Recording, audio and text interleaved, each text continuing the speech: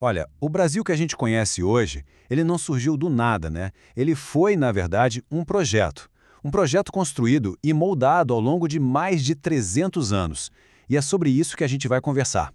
Vamos mergulhar em como esse período colonial português, lá atrás, acabou desenhando o mapa, a economia e, de certa forma, até a alma do Brasil em que a gente vive. E para começar, tem uma citação do material que a gente usou como base que, olha, resume tudo perfeitamente. A memória sobre o período colonial continua a influenciar a forma como a sociedade brasileira entende seu passado e suas identidades. O que isso quer dizer, no fundo? Quer dizer que não estamos falando de algo que ficou lá no passado, empoeirado nos livros de história. Não, é uma força ativa, sabe? Algo que continua agindo e moldando quem somos hoje. Então, para entender o agora, não tem jeito, a gente precisa olhar para esse passado. Certo. Então, para a gente entender o legado, o que ficou, vamos começar pelo comecinho. Qual era o plano original? O que Portugal queria quando chegou aqui? A resposta, no fim das contas, é bem direta: exploração. Mas, e aqui está o pulo do gato, não é só o quê, mas como essa exploração foi feita. É esse método que realmente vai definir o Brasil pelos séculos seguintes. Vamos dar uma olhada nessa linha do tempo. A gente vê que a colonização não foi algo que aconteceu do dia para a noite. Começou bem devagarzinho, sabe? Com a exploração do pau-brasil, numa base de troca com os indígenas.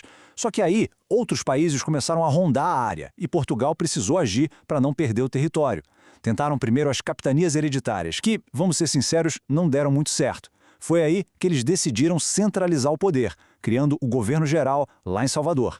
Ali sim era o Estado português fincando a bandeira de vez. E qual era a regra de ouro desse jogo todo? Era o chamado Pacto Colonial. Pensa assim, era um contrato de exclusividade total. O Brasil só podia vender seus produtos para Portugal e só podia comprar produtos de Portugal. Simples assim. O objetivo? Garantir que todo o lucro, toda a riqueza fosse direto para a metrópole.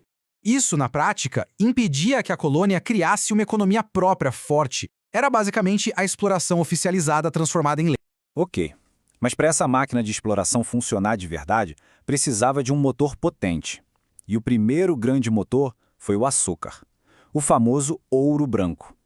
E olha, o açúcar não só movimentou a economia, ele transformou completamente a paisagem e a sociedade da colônia, para sempre. Beleza, e como essa máquina de açúcar funcionava? A base dela era um tripé, como a gente pode ver. Primeiro, o latifúndio. O que é isso? Grandes, imensas propriedades de terra na mão de pouquíssimas pessoas. Segundo, a monocultura. Foco total em um único produto para exportar, no caso, o açúcar. E o terceiro pilar, o mais brutal e fundamental para tudo isso funcionar, a mão de obra escrava. Essa fórmula gerou fortunas absurdas, claro, mas foi ela também que criou a base da desigualdade social que a gente vê até hoje no Brasil. E o coração de todo esse sistema era o engenho. É importante entender que o engenho não era só o lugar onde se moía a cana, não era só uma fábrica. Era um verdadeiro microcosmo, um universo social completo. De um lado, a Casa Grande, o centro do poder, onde vivia o senhor de engenho.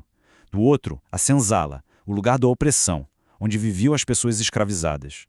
Toda a vida da colônia, o poder, a economia, tudo girava em torno do engenho.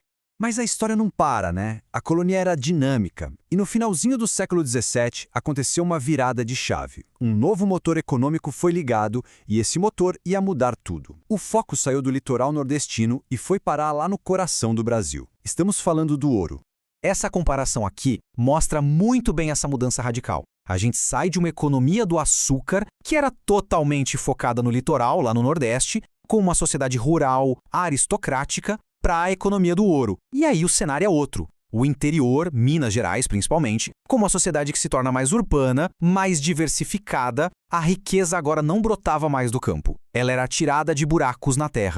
E essa transição, olha, foi muito rápida e muito intensa. O açúcar ainda estava no seu auge. O Brasil era o maior produtor do mundo. Mas quando a notícia do ouro se espalhou, meu amigo, foi uma verdadeira corrida do ouro. Uma migração em massa. Gente de todo lugar indo para a região das minas. Isso literalmente deslocou o centro de gravidade da colônia para o sul.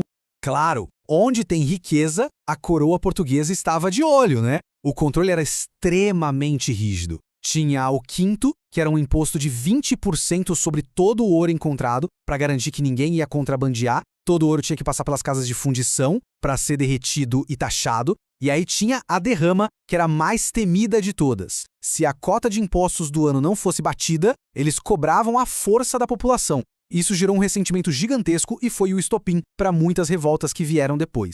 Então, com o açúcar e depois o ouro bombando, que tipo de sociedade se formou no Brasil? Bom, o resultado foi uma sociedade extremamente hierárquica, muito desigual e, claro, cheia de tensões.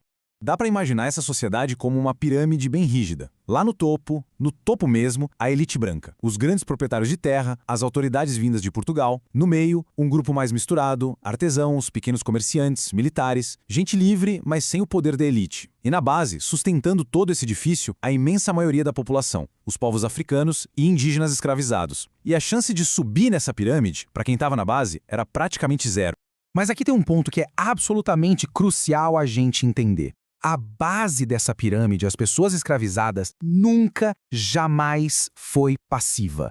A escravidão era o pilar da economia? Sim, mas foi também um campo de batalha permanente. A história da escravidão no Brasil não pode ser contada sem a história da resistência.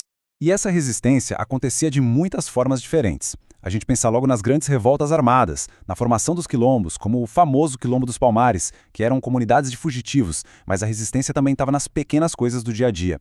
Quebrar uma ferramenta de propósito, diminuir o ritmo do trabalho e, algo fundamental, lutar para preservar a própria cultura, a própria religião. Isso era um jeito de afirmar: eu sou humano, eu existo.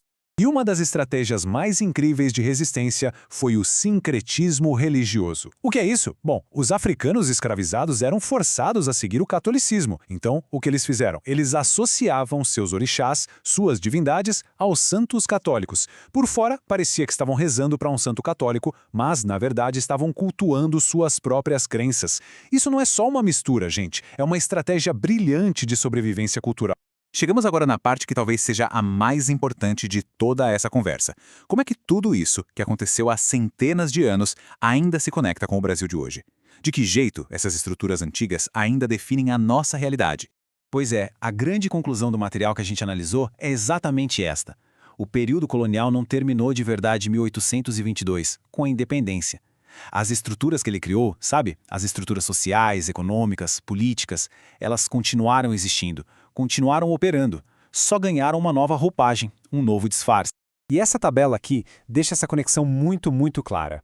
Pensa comigo, o latifúndio, aquelas terras imensas da colônia, virou a concentração de terras absurda que a gente tem hoje com todos os conflitos agrários. A escravidão e aquela pirâmide racial é a raiz direta do racismo estrutural e da desigualdade social. E o patrimonialismo, que é aquela confusão antiga entre o que é público e o que é privado, do senhor de engenho, isso alimenta até hoje uma cultura de clientelismo e corrupção. As linhas são diretas, não tem como negar. E só para não deixar nenhuma dúvida, a análise da nossa fonte é muito clara sobre isso. Os maiores desafios que o Brasil enfrenta hoje em dia, estamos falando de questões raciais, sociais, econômicas, nada disso é novo. Nada disso surgiu ontem.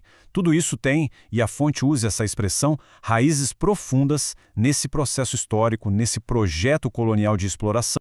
E tudo isso nos deixa com uma pergunta que é, no mínimo, gigante. Se as fundações de um prédio foram pensadas e construídas por 300 anos para serem desiguais, para serem tortas, como é que a gente consegue construir algo novo e mais justo em cima delas?